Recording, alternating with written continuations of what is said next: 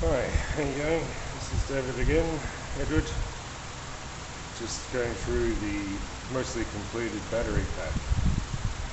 So we'll start off with over here we have the DC-DC. This pink wire is the switching wire. And you have direct power from the battery going over to this connection down here. And this positive connection over here. Using a piece of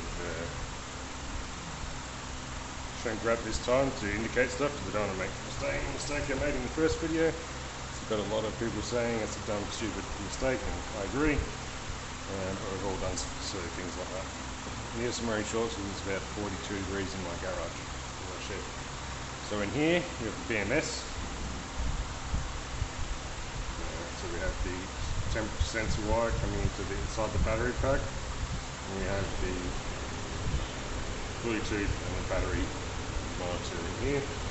This is the shunt, encased,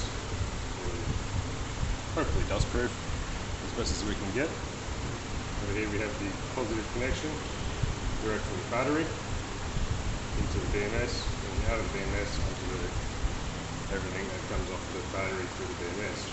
There's the positive connection run through this, so negative connections on this cable, positive connections on this cable, which is much longer than it needs to be, just so I can fit this cut-off switch. Just for now. Later on I'll adjust this to the right side depending on where this fits, which we're not going to know until it goes into the vehicle. So for now it's just sitting up here. So you can see that the battery is on. And over here we have the BMS connection, which I ended up moving to over this side. And because that was already fixed, I just got another one. So the BMS over here, so we undo these screws, we disconnect the connector in here. This one is set up to this side, so then this cable comes away.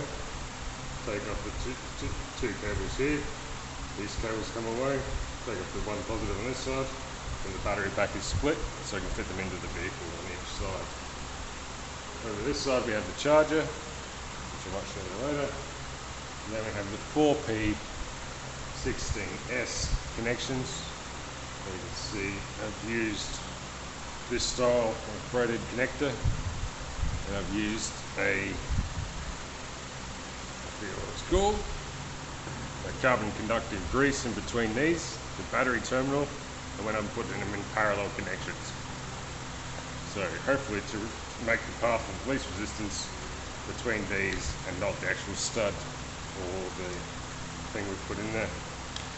So to make the series in parallel connections set up similar to this, obviously can't show you on a battery, I could but I don't have a spare one right now. So set up similar to that.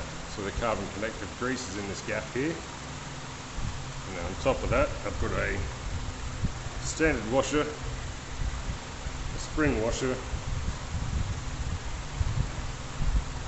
Well, that's just a standard washer, but anyway.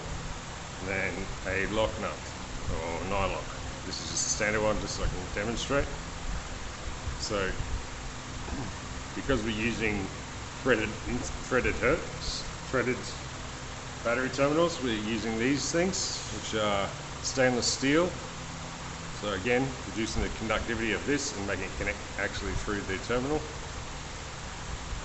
And this has a 3mm Allen key insert in the top. That's what's called a grub screw.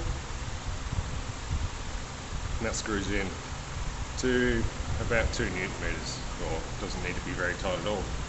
And then when we do this nut up, we're holding the Allen key, and then the torque is set to 6 Newton meters.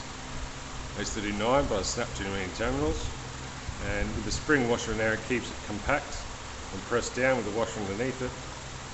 So it is as hard as you can get without threatening the terminals. And that's a parallel connection between 4 batteries.